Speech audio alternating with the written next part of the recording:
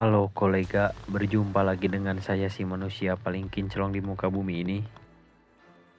Kali ini saya akan merangkum sebuah film yang dibintangi pegulat Smackdown kondang yang berjudul Raja Kajalengking. Kisah dimulai dengan diperlihatkannya sebuah suku yang dipimpin oleh Peggy alias Peron. Peron pun mengetahui keahlian bertarung seorang The Rock yang berperan sebagai Matayus atau kita panggil saja Ata. Raja Peron pun menyewa Ata, Jesub, dan Rama untuk menghabisi Raja Memnon. Namun, putra laki-laki dari Raja Peron yang bernama Takmed menolak permintaan dari sang ayah dikarenakan bayaran yang diberikan adalah sisa harta yang dimiliki mereka. Keesokan harinya, Ata memutuskan berangkat bersama Jesub dan Rama menuju suku yang dipimpin oleh Raja Memnon. Di sana, mereka pun melihat seorang pencuri yang sedang dihukum. Misi pertama mereka adalah menghabisi penyihir terlebih dahulu, dikarenakan sang penyihir adalah senjata bagi Memnon yang bisa memberikan penglihatan kepada Memnon untuk membantai semua suku. Ata, Jesub, dan Rama pun bersiap untuk berpencar dan diam-diam menyusup ke dalam suku tersebut agar tidak diketahui. Setelah mereka bersiap untuk memasuki tenda tempat si penyihir, mereka pun dikejutkan oleh para prajurit Memnon yang telah mengetahui keberadaan mereka dan bersiap untuk menyerbu mereka bertiga. Tak disangka Jesub dan Rama pun berhasil ditangkap, namun Ata berhasil lolos dari kepungan para prajurit Memnon. Ata pun akhirnya bisa berhasil masuk ke dalam tenda si penyihir sendirian. Di dalam, Ata bertemu sang penyihir yang bernama Cassandra. Usut punya usut, Cassandra adalah orang di balik kesuksesan Raja Memnon. Singkat cerita, para prajurit dan Raja Memnon pun berhasil menyerbu Ata di dalam tenda. Lalu Ata pun terkejut setelah melihat Takmed yang tiba-tiba muncul. Si Takmed pun ternyata berhasil menghabisi ayahnya sendiri, yaitu Raja Peron, agar bisa diakui oleh Raja Memnon. Kemudian Jesub pun akhirnya dibawa masuk dan dihabisi oleh Raja Memnon. Lalu Memnon pun akan bersiap untuk menghabisi Ata, namun dilarang oleh Cassandra dikarenakan ada bisikan dari Khodam yang dimiliki Cassandra yang melarang Memnon untuk menghabisinya malam ini. Dan jika si Memnon kekeh untuk menghabisi Ata malam ini, itu akan membuat sang Khodam marah besar. Scene pun beralih. Di pagi hari, Ata pun terbangun dan menyadari bahwa tubuhnya yang sudah terkubur di tengah padang pasir bersama seorang pencuri. Di sana, orang-orang dieksekusi dengan cara digerogoti oleh jutaan sirum atel atau semut merah hingga menyisakan tulang belulang saja. Beruntung, si pencuri yang bernama Arpit pun bisa lolos dan bisa membantu Ata untuk melarikan diri dari tempat tersebut. Di sisi lain, Cassandra diminta oleh sang raja untuk melihat masa depan. Ia pun melihat ada penyerangan terhadap suku Memnon yang akan dilakukan oleh suku lainnya. Memnon pun segera menyusun strategi untuk menghadapi penyerangan tersebut. Namun di sini akhirnya terungkap kelemahan Cassandra bahwa ia bisa kehilangan kekuatannya jika tidur dengan seorang laki-laki. Scene kembali memperlihatkan Ata yang segera bersiap memasuki wilayah Memnon untuk balas dendam. Ata pun berhasil masuk ke dalam wilayah Memnon karena ia bisa mengelabui para penjaga gerbang. Sesampainya di dalam, Ata pun menyusun strategi bersama Arpit, lalu ia pun dihampiri oleh para bocil yang mengaku sebagai petunjuk jalan. Tak disangka, para bocil pun malah mencuri uang yang dibawa oleh Ata. Ata pun dibuat kebingungan oleh para bocil karena mereka semua bekerja satu sama lain. Beruntung, Ata pun berhasil kembali mendapatkan uangnya setelah memberikan tawaran kepada seorang bocah yang kita sebut saja Ujang, bahwa ia akan mendapatkan satu kepingan uang yang dimiliki oleh Ata setelah ia berhasil membawa Ata memasuki istana Raja Memnon. Dan benar saja, si Ujang pun berhasil membawa Ata masuk ke dalam istana Memnon. Sesampainya di dalam, Ata pun menyadari banyaknya penjagaan di sana, lalu ia pun masuk ke dalam sebuah ruangan. Di dalam ruangan tersebut, Ata bertemu seorang ilmuwan yang ternyata tidak berpihak kepada Raja Memnon, karena ia hanya bekerja kepada Memnon, dan ilmuwan itu pun memberitahukan Ata lokasi di mana Memnon sekarang. Kemudian Ata pun sampai di sana. Sebelum Ata bersiap melakukan serangan, ia pun tidak lupa memberikan kepingan uang kepada si Ujang.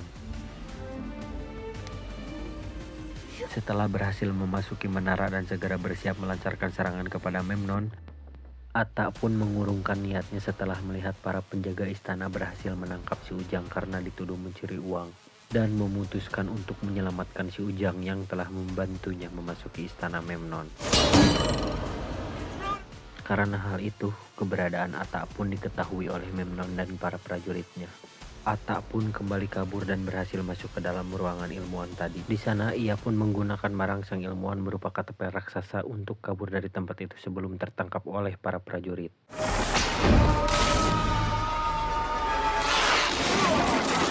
Tak disangka Atta malah mendarat di dalam ruangan yang dipenuhi para wanita. Atta pun kembali dikejar oleh para prajurit, namun ia tak menyerah dan berhasil mendarat di tempat Cassandra. Cassandra yang terkejut pun berusaha melawan dan akhirnya membuat Atta terpaksa membawanya kabur melalui saluran air di dalam bak pemandian. Kemudian mereka berdua pun terlihat berhasil keluar dari wilayah Memnon. Di luar istana, Atta dan Cassandra pun bertemu dengan Arpit yang membawa kendaraan bermodal yaitu unta milik Atta. Lalu mereka bertiga pun pergi menuju lembah kematian dan memutuskan untuk bermalam di sana. Sementara itu di tempat lainnya, Memnon menyuruh para prajurit untuk memburu Atta dan membawa Cassandra kembali. Keesokan paginya, Atta sudah menyadari jika ia akan menjadi incaran Memnon. Dan ia pun segera menyiapkan segala strategi untuk melawan para prajurit Memnon. Setelah Atta berhasil mengalahkan beberapa prajurit dengan taktik dan strategi yang cukup matang hingga menyisakan satu prajurit saja, Atta pun berdua dengan prajurit itu dan tentu saja Atta berhasil mengalahkan prajurit tersebut. Namun sebelum kematiannya, prajurit itu berhasil menusuk kaki Atta dengan sebuah anak panah yang dilumuri racun kalajengking. Malam harinya, Atta pun terlihat demam akibat reaksi racun yang menyebar di dalam tubuh Atta. Tubuh Atta pun terlihat dipenuhi keringat.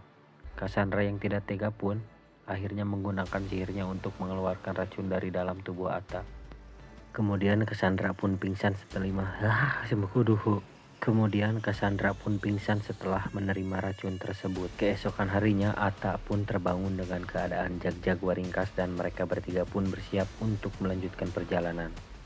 Namun di tengah perjalanan, mereka pun bertemu dengan ilmuwan yang telah diusir Memnon, lalu memutuskan beristirahat sejenak di sebuah danau.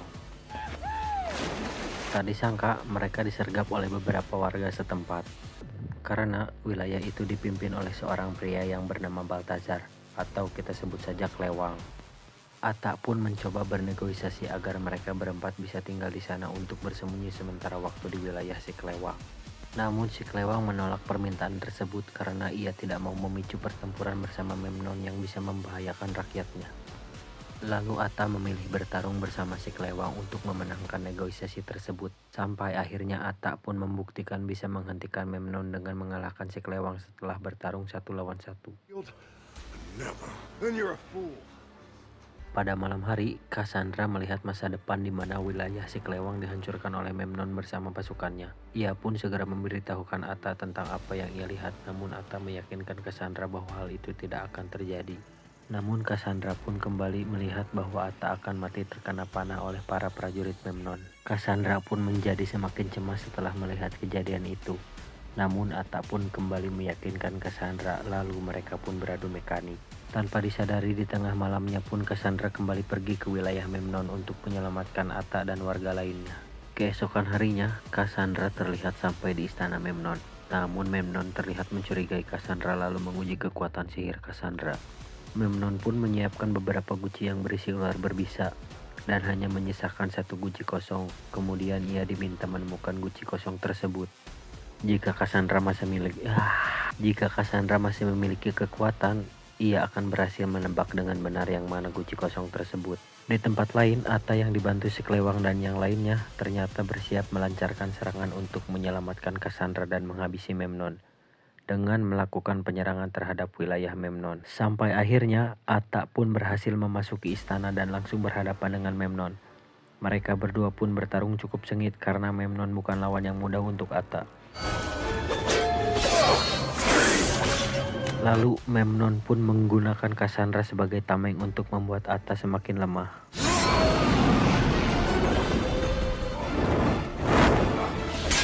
Sampai akhirnya Atta pun terkena busur panah oleh prajurit Memnon.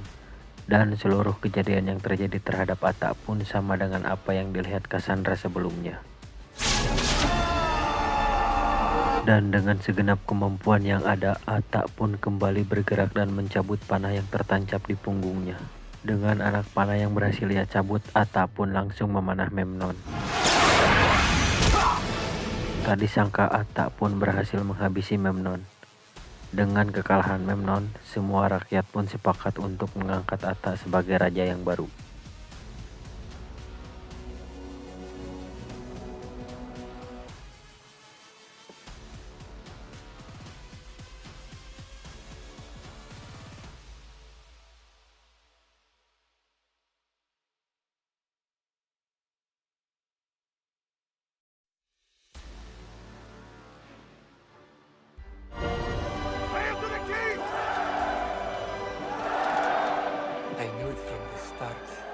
Film pun diakhiri dengan persahabatan Atta dan si Klewang, serta kehidupan Atta dan Cassandra yang hidup bahagia bersama rakyat mereka.